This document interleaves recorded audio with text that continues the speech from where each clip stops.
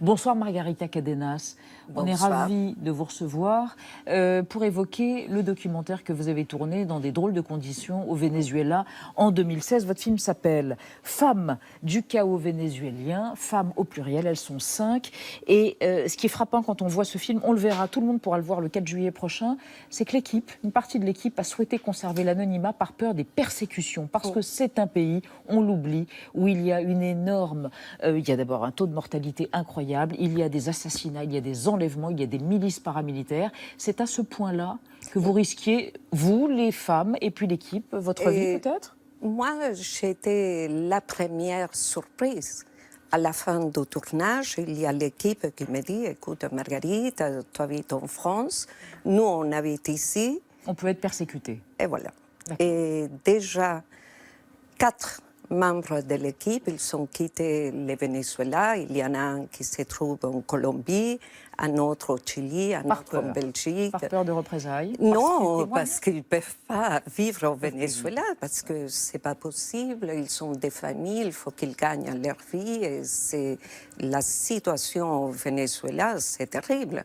C'est un pays en destruction. Un pays au bord de la ruine. On va en parler avec vous et puis on va évoquer avec vous ce choix de vous concentrer sur 5 destins de femmes. Mais d'abord, votre portrait réalisé par Marc-Antoine de Porrette, l'empreinte digitale. En tapant votre nom sur Internet, on découvre margaritacadenas.com, un site sur lequel on peut admirer les affiches des films et documentaires que vous avez produits, écrits ou réalisés, et parfois les 3. Vous êtes né à Caracas, au Venezuela, après des études de communication sociale à l'université catholique Andrés Bello. Vous devenez journaliste et travaillez un temps comme reporter pour la télévision. Cette expérience ne résiste pas à vos envies de fiction, alors vous partez à Londres pour apprendre la production et la réalisation au sein de la BBC.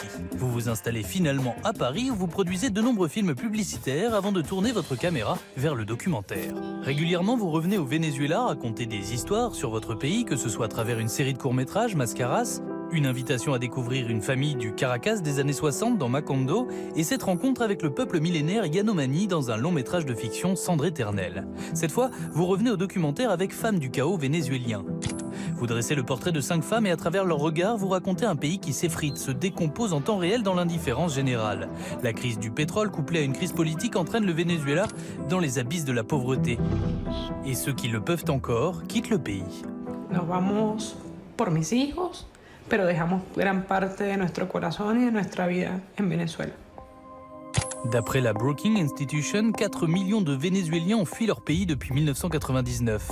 Comme vous le montrez, les hôpitaux au bord de la faillite ne sont plus approvisionnés en draps ou en médicaments.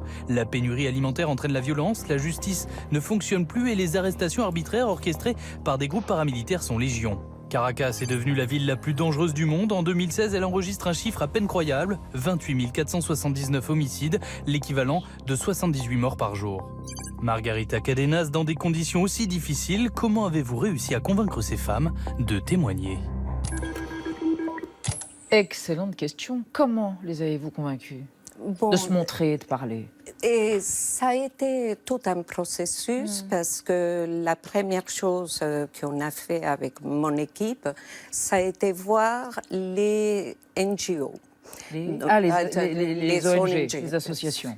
Je viens du Canada, Oui. Non, NGO, ONG, ONG, Provea, Bontu, Cofabic, Amnesty International. Donc, on a eu plusieurs femmes. Oui. J'ai mis un certain temps de les convaincre. La première chose, ça a été les promettre que les films ne sortiraient pas au Venezuela. D'accord. Voilà. Alors, elles sont 5, une infirmière, une salariée, une femme au foyer, une retraitée, une serveuse, une sans emploi.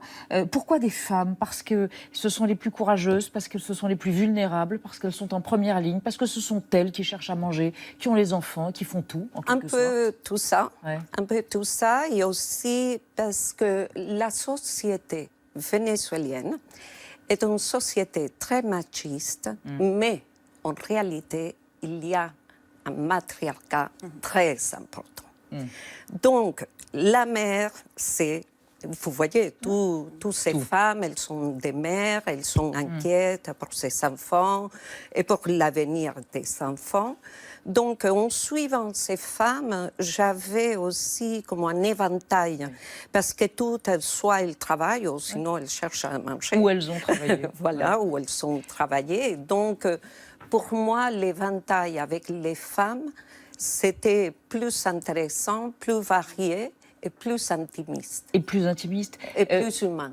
Il y en a une, on va parler des autres, mais il y en a une, l'infirmière, qui est face à des dilemmes moraux, éthiques, qui, de ce qu'elle raconte et de ce qu'on voit, montre bien comment la situation est désespérante. Il n'y a plus rien pour soigner, il n'y a plus de seringues, il n'y a plus rien, il n'y a plus de matériel, il faut aller acheter des médicaments. Et parfois, on reçoit 2 blessés, ou plutôt un malade d'appendicite et un blessé par balle. Lequel va-t-on opérer? Celui dont l'espérance de vie est la plus grande. C'est affreux, c'est ça tous les jours? C'est affreux, c'est affreux. En plus, je dirais que dans les hôpitaux au Venezuela, surtout les hôpitaux pour les gens qui n'ont pas d'argent, les plus démunis, on joue à Dieu.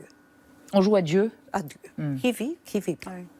Éric? Oui, on en voit une autre femme qui, un matin, elle dort, elle est chez elle avec son mari et son enfant, et tout d'un coup, il y a des forces spéciales qui arrivent.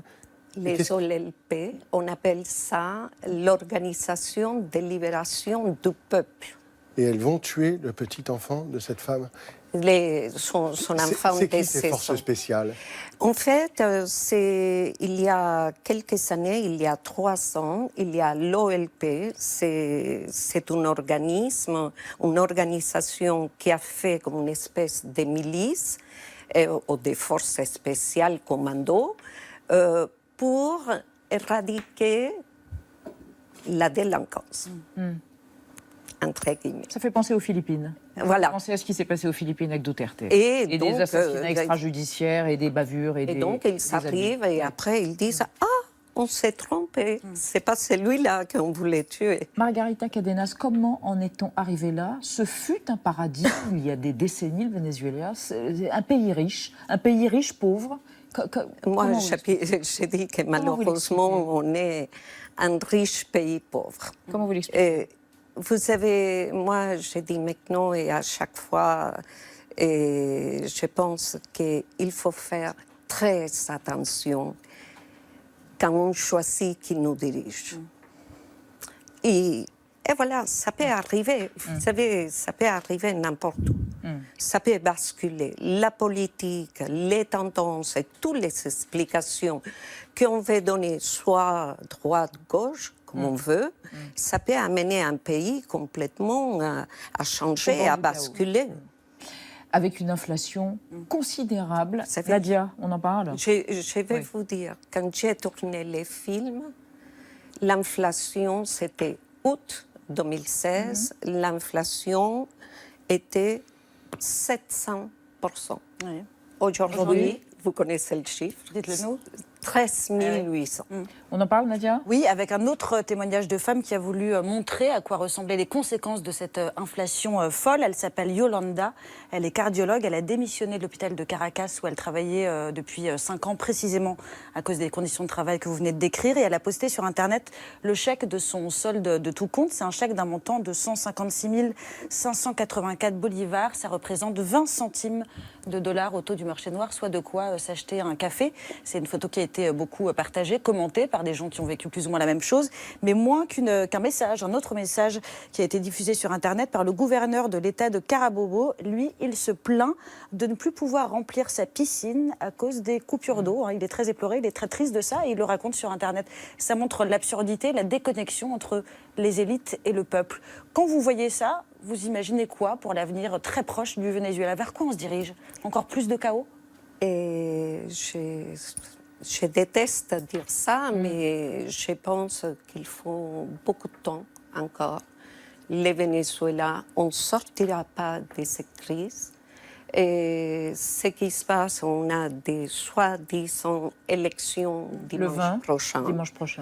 Et vous savez, pour moi, ce qui se passe, c'est que les gens qui sont au gouvernement, ils n'ont pas d'autre issue que rester au pouvoir. Et l'opposition n'a pas réussi à s'entendre pour avoir un candidat vous savez, unique. Donc, ce qui se passe au Venezuela, on a détruit les institutions, on a détruit l'opposition, on a détruit socialement, c'est vraiment... Et le pays se vide. Les Vénézuéliens pays se fuient, vident. deviennent des réfugiés dans les pays voisins. Margarita Cadenas, dans ce cas-là, parce qu'on a toutes les chances que Nicolás Maduro soit réélu président, est-ce que l'étranger, l'Occident, les autres pays doivent accentuer les sanctions? Je pense que c'est l'unique voie.